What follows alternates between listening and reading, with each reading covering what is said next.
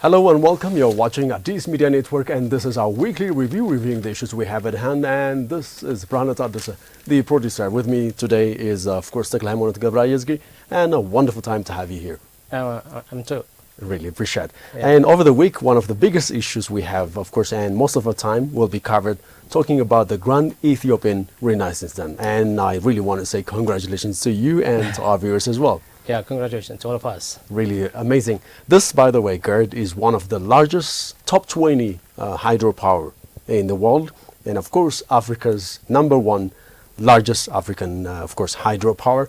And it was really quite amazing, to be honest. And we witnessed this one. And the time is not only how it took us 14 years.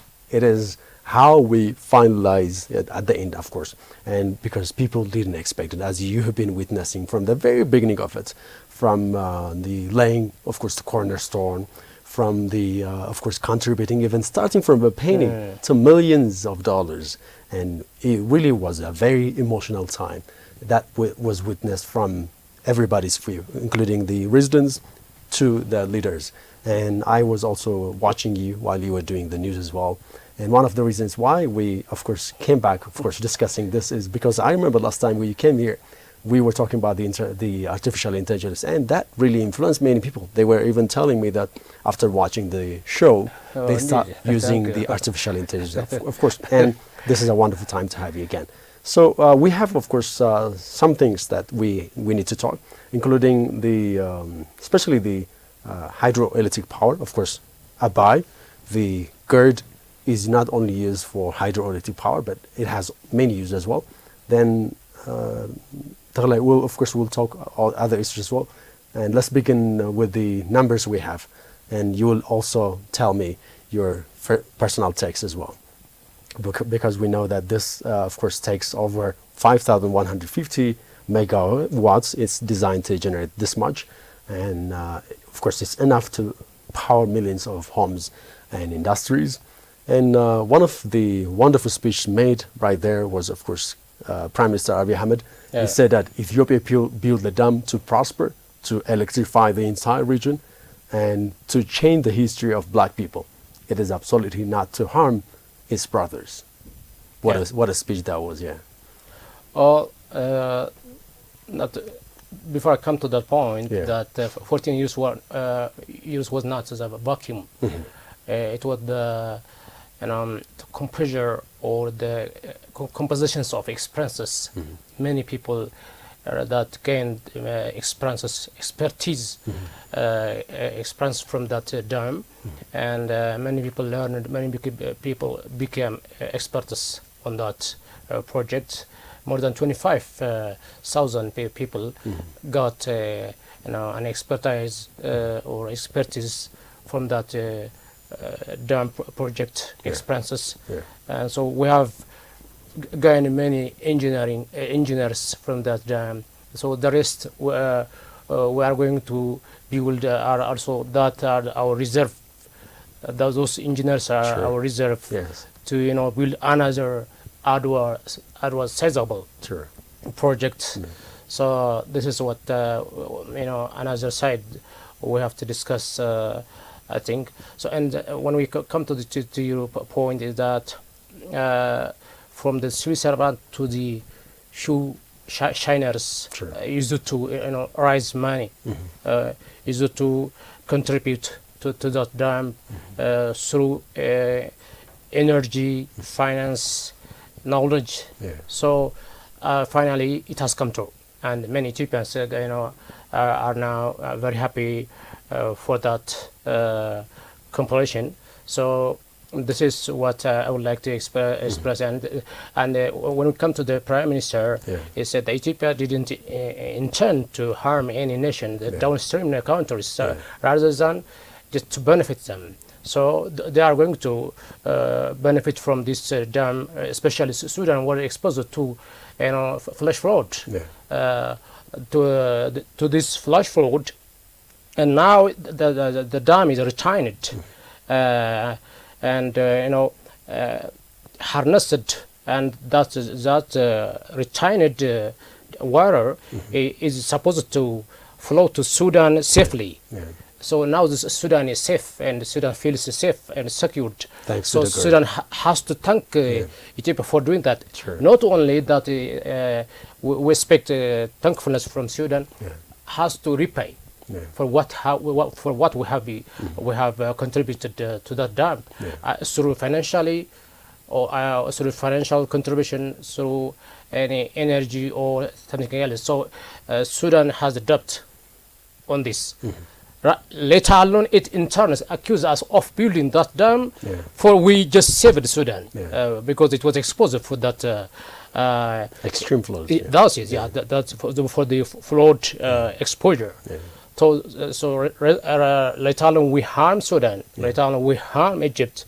We are just thankfully and gratefully,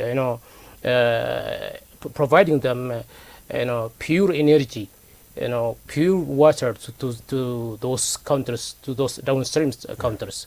This is, I think, what the Prime Minister expressed his own view. It's really true. Yeah. And even I was just checking one of the news stories, and Sudan said that we're ready to work with Ethiopia. Djibouti is already working with Ethiopia. Kenya is already working with Ethiopia, and that's quite amazing, to be honest. And not only by this, some countries, every country needs to work with Ethiopia. And by the way, the grand opening, the inauguration was quite amazing. It was really historical, to be honest, and because we witnessed even wonderful speech makers. Not only just the speech they had, even they made the promises as well. They already started working with Ethiopia. And one of the speech, of course, there were many speeches, including the president of Kenya, that was William Ruto. We also heard the Somalian president, that is Hassan Sheikh Mohammed. We also heard South Sudanese President Salva Kiir as well. And from Djibouti, we had, of course, Ismail Omar Guelleh. And the Barbados, I was really astonished to hear this woman, Prime Minister Mia Moore. What a speech she made. It was quite astonishing, to be honest. People stood tall. That was amazing. She said Africa has to stand with this one, and Africa, of course, everybody stood tall for this one, and it was quite amazing. We had it from Sweden as well, Prime Minister Ruzel Mamiso, and of course our African Union Commissioner Muhammad Ali Yusuf was also there, and showing that this is, of course, Africa's achievement. It was, of course, celebrated not just in Ethiopia but across the continent. And what an amazing thing to have it. By the way, while we were checking even the media, many international media outlets, of course, reported it. And from some, we witnessed the cable news network, that is the CNN. We also watched the British Broadcasting Corporation, the BBC. Al Jazeera was also there. And many, of course, from newspapers. Bloomberg as well. And quite amazing. And some were also quoting President William Ruto's speech, saying that Kenya is ready to sign a power purchase agreement with Ethiopia to offtake surplus electricity to power and industries as well. And the manufacturing is there as well. Agro-processing is as well. So President William Ruto said the GERD is a symbol of Africa's ability and mobilize its own resources. And this is shared by many, not only by the Kenyan president. And from the regional commentators, while I was checking my Twitter, now the new X, and some gave the comments saying that Ethiopia has pulled off billions of dollars mega dam without foreign loans, and a lesson in self-reliance for Africa. And another one said, proud of Ethiopia. This project is Africa saying we can do it ourselves, because long time ago everything was needed by foreign aid, and now this is a wonderful show that we can show anybody saying that you can't do anything, but Africa has done the greatest hydropower. This is not only Africa's greatest, this is like the world's top 20, by the way. That's not something that we can talk only for one day or something. It has to be an issue for years and years to come, and the generations to come will be appreciating for those who contributed here to have finalized the Grand Ethiopian Renaissance Dam. Of course, we witnessed Prime Minister Abiy Ahmed. He has the great contribution. The engineers are there. As you mentioned, the number is not less. It's over 25,000 people work there. And go back to Prime Minister Haile Mariam. We really appreciate the negotiation he made there. Prime Minister Meles Zenawi, of course, even with the laying foundation as well, it wasn't that easy to start even such a huge hydropower Dam, and we can go back to Emperor Haile Selassie, of course, and we can go to Count Suya Mangasha and many others. Thousands of years back, we can mention many people who really contributed for this. But finally, we have our Adwa, we have the GERD. Yeah. Yeah. That's it. This reliable energy access and prosperity dam has been reported by international media, and one of the media I have just brought to this table is that Bloomberg. Nice. So from through this through July, the fiscal year, the Ethiopian fiscal year, the Ethiopian has planned to gain more than $427 million per annum. So this annual income dollar for 427 million. So what does the water body tell us? What does the water body tell us? Is that all about only water we're gonna drink, or for electrification? It's also that water body is money. The money that builds infrastructure, the money that builds health clinics, hospitals, different institutions. Yeah, the money that builds schools. The money that brings that takes us to middle income. So that water body is the gold, that is the finance, that is the cash. I can say that's the water cash. That is the water cash. When I say the water cash, that the Bloomberg has brought up that the story, that let me tell you that Ethiopia just is going to gain money from different countries, from neighboring countries, especially $83 million power export to Kenya, $30 million to Egypt, $24 million to Tanzania, and $290 million from data mining companies. So data mining, especially like the crypto mining. So all those are the sources to the $427 million per annum. So this is what the water body tells us.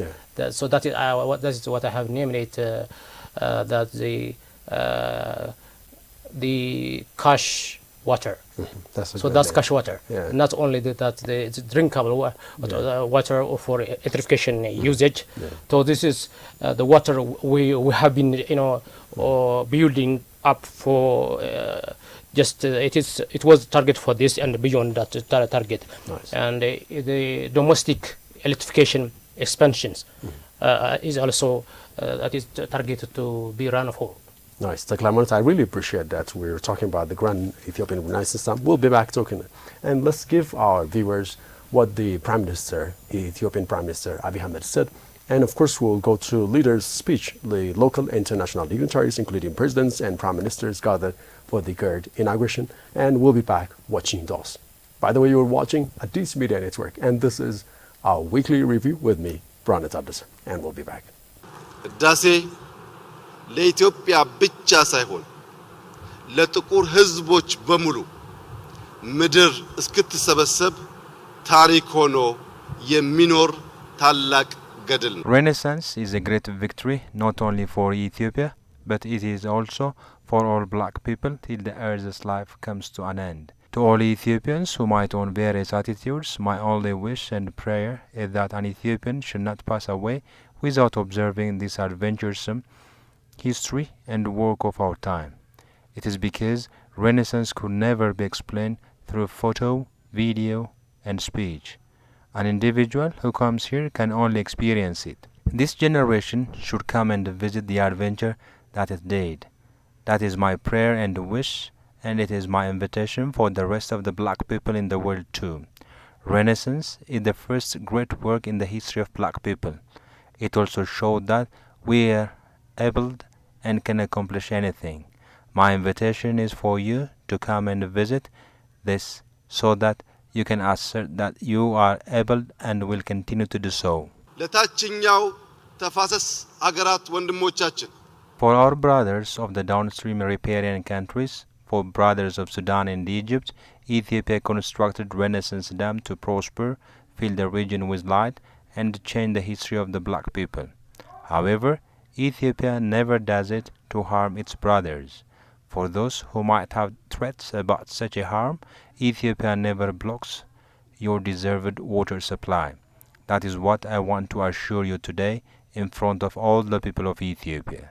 The hunger of Egypt and Sudan, as well as the hunger of our other brothers, is the hunger of us too. That's why we have to eat and share all together. We do not have any wish and interest to harm anyone. The past has already passed. I urge you all to stand in collaboration with us in all our future works. ለወደፊት በምንሰራቸው ታላቅ ስራዎች በትብብር በጋራ እንድንቆም ከወዲሁ ከአደራ ጭምር ላሳስባችሁ እወዳለሁ። It is indeed a historic day for Ethiopia.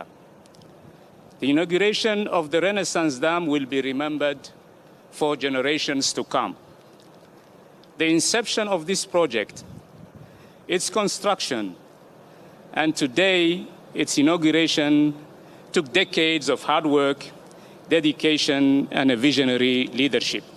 It is a great honor for me and my delegation to be here today as your guest of honor at the inauguration of the Grand Ethiopian Renaissance Dam. On behalf of the government and the people of South Sudan, I congratulate the government and the people of Ethiopia on this historic achievement.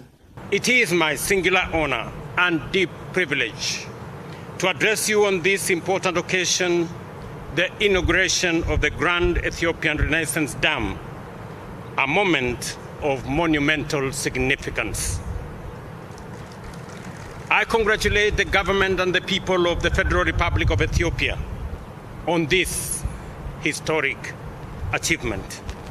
The Grand Ethiopian Renaissance Dam is not only a feat of engineering ambition, it is also a bold affirmation of Africa's capacity to shape its own destiny, marshal its resources, and deliver transformative infrastructure in pursuit of prosperity.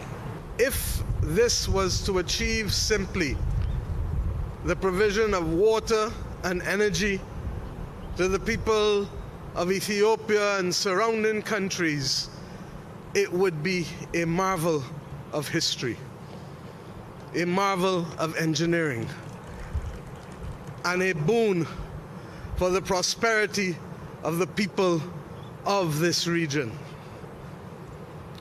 But if we are to be honest, it is not simply the achievement of what has been done here for the provision of water and energy and the catalytic effect that it will have on economic and social development and security, but it is the journey. As I was part of the brief visit today, I couldn't help but think of the prophet Nehemiah in the Bible, who was a visionary to rebuild the walls of his country. And when he did so, he faced a lot of opposition. But he chose to focus. We are told that during the course of the construction of the walls, he held on one hand, together with his people, a tool to construct, and on the other, a sword to protect the people who were constructing the walls. I do want to say that as I go back to my country in Southern Africa, I'll take with me lessons of leadership from you, Mr. Prime Minister, and from the people of Ethiopia. For us, this gathering is not about success of a single project, but about a shared responsibility we all carry. Water and natural resources are not confined by borders. They flow across them. binding our destinies and future together. When we speak of development in this region, we must speak not in terms of competition, but in terms of cooperation. We commend the progress that has been achieved and urge continued cooperation between all our countries. And I want to commend the people, government, and more particularly my brother, Prime Minister Abiy, for this monumental achievement. On behalf of my own country, Barbados, on behalf of the Caribbean community, on behalf of the 6th region of the Africa Union, the diaspora, I stand here today to say that you have opened our eyes and you have excited the sensibilities that we have. And we know that if ever there was a time for those sensibilities to be awoken. Dear viewers, we're back and you're watching Addis Media Network's weekly review, and this is the time we mention different issues, and for this week in a very unique way we're just taking of course GERD, because that's grand issue, and we build the Grand Ethiopian Renaissance Dam. Takal, of course we mentioned other issues over other weeks, but this time of course we're talking about the inauguration of GERD, the Grand Ethiopian Renaissance Dam. And before this, you were just telling me about how amazing the speech were made, especially the African leaders and including the Barbados Prime Minister, Mayamor. And I want to see your reflection on that. Well, just I did just attentively follow every speech of those who were invited at the on inauguration of the dam, and most of them expresses that deepest gratitude towards the Ethiopians for what they have been doing, and stood tall and firm, and lastly they made it. Yes, we made it. Yes, and that was their speech, and they firmly stated that as Ethiopians can do, like the Adwa victory. Because we were united. Well, yeah, we did. Yes. So we were united there, and we did this one, united, being united. So all those African leaders were not invited, were not born to inaugurate or celebrate the Adwa victory due to the time, due to the different issues that we were not at the time. But that was a composition of second Adwa. that's the composition of for not available at that time. So including that Adwa victory and the dam building, that was the combined gratitude speech that they forwarded at the time. That they compensated themselves for what they were not at that time, or at the time of Adwa victory, unable to make speech at this time. That's it. So they all of them composed their regrets for not availing at that time. Now just jointly they expressed that Ethiopians did victory at Adwa, and they did also here at this GERD. So that was the appreciation. I just saw that how they are affectionate to Adwa victory, and when it comes to this development project, this GERD, that is another one that Africans became proud of this dam. So we are the people who planned and who finish it. We are the people who think that we can. And we show up in action. All those the speech are just express or just tells speech tells us in this way. This is what I have understood or learned from the leaders. So another more is ahead of us to do. Many tasks are laid ahead of us. This long-awaited project has finally come true, and this is positive energy that push us forward to build another more. More projects. Yeah. This is what African leaders were expressively happy about that feelings about that project. This is what I've learned. I really appreciate that. By the way, that was quite amazing time. But it wasn't only the leaders who expressed their happiness. It was also the residents, and they expressed that the Grand Ethiopian Renaissance Dam was a living testimony of national solidarity, built on the sacrifice of past generations and serving as a blessing for the present. So we heard what the leaders said, and we're going to listen and have a view of what the residents have to say on the GERD inauguration. And after that, of course, we'll be watching the international media about the GERD. And dear viewers, you're watching Addis Media Network, and here is what the residents have to say. And we'll be following, of course, the international media about the GERD. This dam across the Blue Nile is, declared Ethiopia's Prime Minister, the biggest achievement in the history of black people. The Grand Ethiopian Renaissance Dam is a source of pride and unity for Ethiopians. Ethiopia officially inaugurated Africa's largest hydroelectric dam on Tuesday. Our next story is from Africa, where something big is unfolding. An energy revolution. Ethiopia's Prime Minister Abiy Ahmed addressed what he said were the concerns of those in Sudan and Egypt. Ethiopia built the Renaissance Dam to prosper and to enlighten the region, never to hurt its brothers.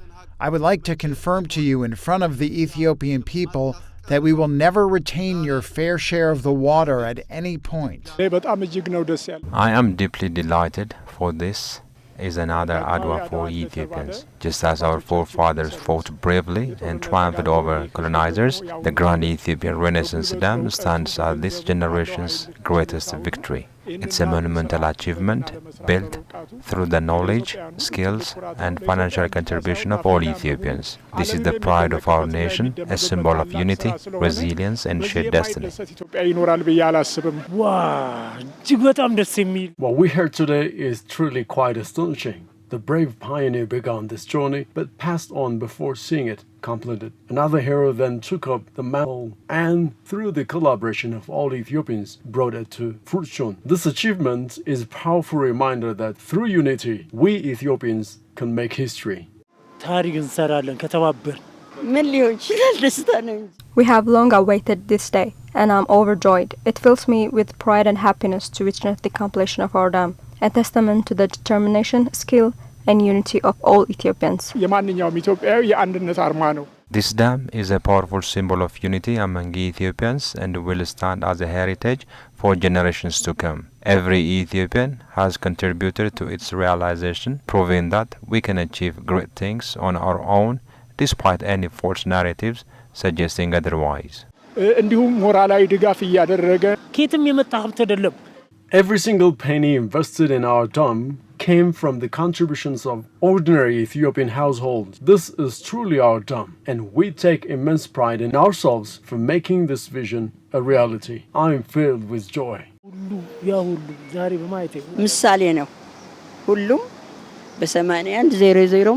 Everyone contributed to the construction of our dam, whether through the 8100 SMS initiative or other means. This shows that working together in unity brings victory.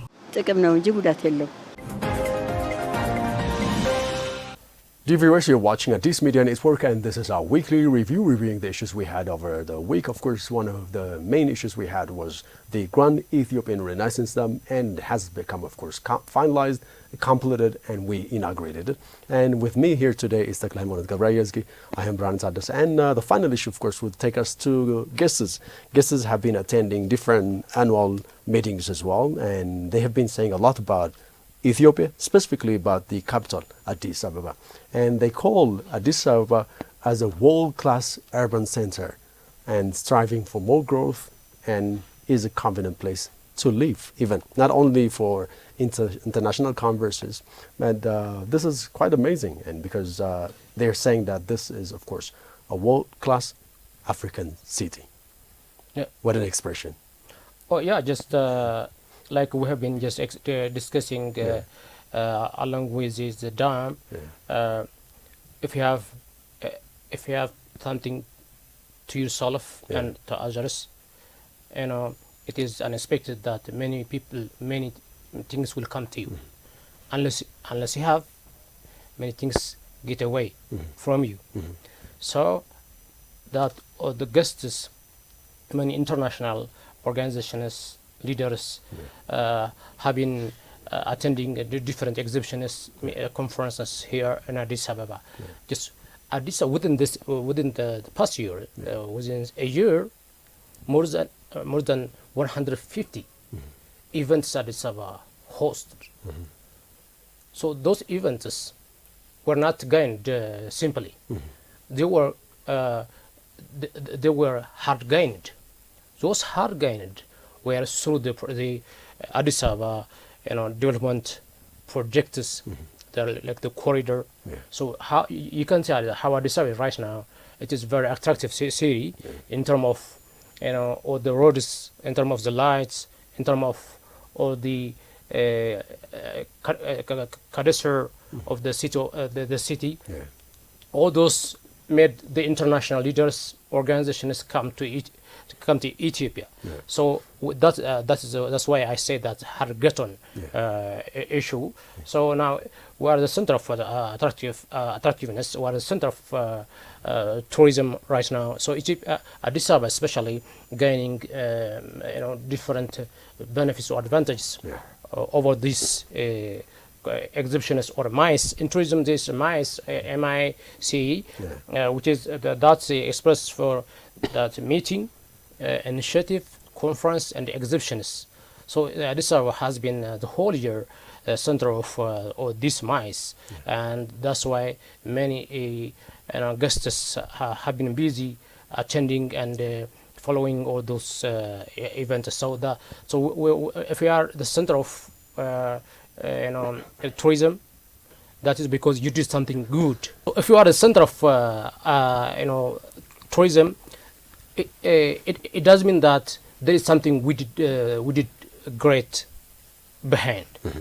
Or that is what we see right now at Addis Ababa. So check that before 1 year, that how many people, how many leaders they did come to Ethiopia, and the past year, how many just events we hosted, we ushered. So that is the reason that the action speaks louder than word. That is a proverb that can conclude my speech. Nice.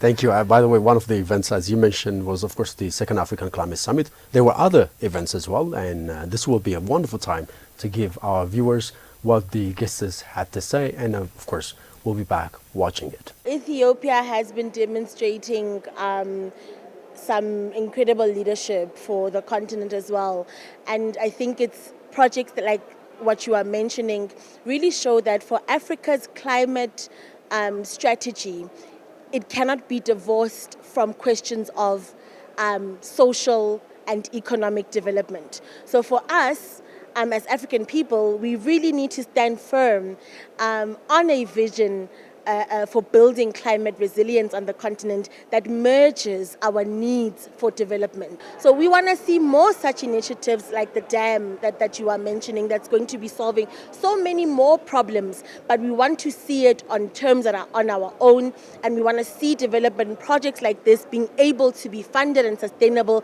outside of trapping Africa into loans. The dam is not only bringing a solution to Ethiopia only, it is bringing a solution to the entire continent, because what we are going to see from that dam, it is going to be replicated to other countries, and this is going also to help other countries to you see, instead of relying on hydroelectricity, we are going to see a shift, a transition to renewable energy. Countries like Zambia that were hit, you see, with the prolonged drought, we have a lot of energy crisis and the like. So it is an opportunity to share with you see brother and sister countries like Ethiopia to see what you are doing, what is being done, how it is going to improve the energy production for us to replicate in our country. So it is not only solving the problem of Ethiopia. Like I've said, we have the common problems. It is solving the problem of the entire continent, and everyone is going to get that knowledge and replicate to their countries. Right now, Ethiopia is supplying electricity to Djibouti, to Kenya, to Sudan, and is planning to soon supply electricity to Tanzania.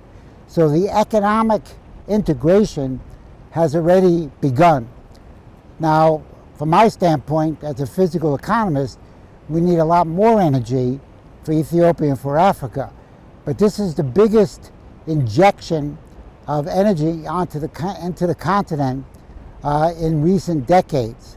And it also now places Ethiopia as the second largest producer of energy in sub-Saharan Africa. We need every African country following the model of Ethiopia and building an energy supply that can raise the standard of living of the people, increase the manufacturing sector, increase irrigation, and eliminate poverty. So Ethiopia has set an excellent example for the rest of the continent. I think in 2012 by Meles Zenawi, it's continued through several governments. It's been championed by Abiy Ahmed, and I think this proves that Africans, like anyone else in the world, is capable of thinking big and changing the course of history. I think one thing that African countries should do is they should visit the GERD. Very, very few African countries have visited the GERD. Western countries should visit the GERD. The AU should visit the GERD. I feel privileged that I could visit it twice, and other nations and other people in the region, and some of the Westerners who are not really up to snuff about what's going on in Africa. Everybody should come and visit the GERD and see for themselves what has been accomplished, and then that should be emulated. Dear viewers, we're back, and of course you're watching Addis Media Network's weekly review with me, Brandon Tadase, and right here as well is the Klaimanat Kabrayazke, and he gave me really a wonderful time. We will discuss over different issues, including the inauguration of GERD and leader's speech as well. We mentioned how the residents' view reflected on GERD inauguration. We also saw the international media about the GERD, and finally, of course, he took us through the guests about Addis Ababa and how beautiful it was, and he even told us that it didn't come easy. It was hard earned, and that it really was appreciated. So, I really want to say thank you. Hopefully, I will have you some other time. Thank you for having me, and Yes. we express many things that within this limited time. Yeah. So we have big assignments ahead of us, lying ahead of us. Right. Yesterday expressed today that we can propose, and that all those are the the shouldering ones that can push us forward to do the rest assignments. So we are busy, doing the another development issues. Yeah. So thank you very much once again. Thank you. Really appreciate it. Dear viewers, you've been watching Addis Media Network's weekly review with me, Brandon Tadase, and that's all what we have for today. I'll catch you next time. Bye for now.